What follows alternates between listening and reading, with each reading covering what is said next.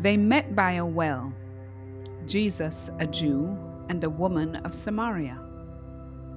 She came to draw water. He was thirsty and asked her for a drink. The conversation unfolds and the roles reverse. Now she asks for a drink and he gives the water.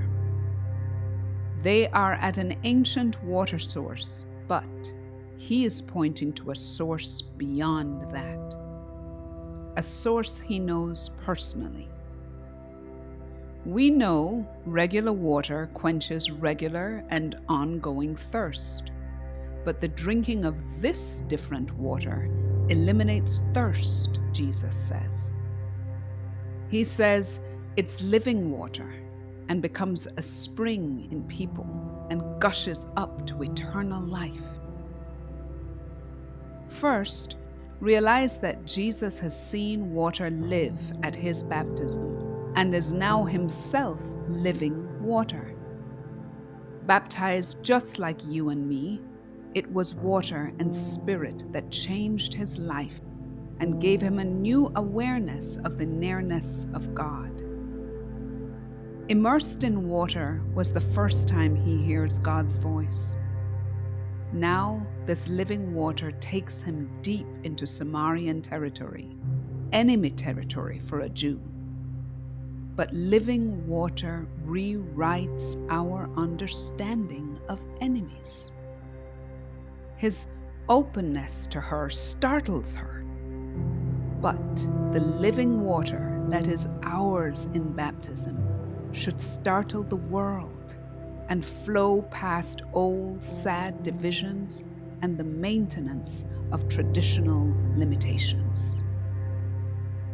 She is perplexed by his offer of communion through water because she knows that the Jews disagree about how and where to worship.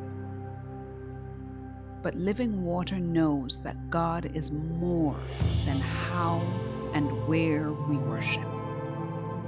Living water knows that even God is thirsty.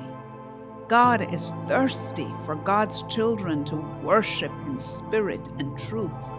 Oh, and notice in this conversation, there is no hint of exclusivity, scarcity, or meritocracy about water. Living water springs and gushes. It's abundant and overflowing and is ours with a simple request. She leaves her water jar at the well, the story says. I'm not sure if either of them drank a drop of water that day, but something poured out of him and into her, and from her to her entire community. I guess that's the best test of living water. It washes away our obsession with worldly thirst and gives life to us and others.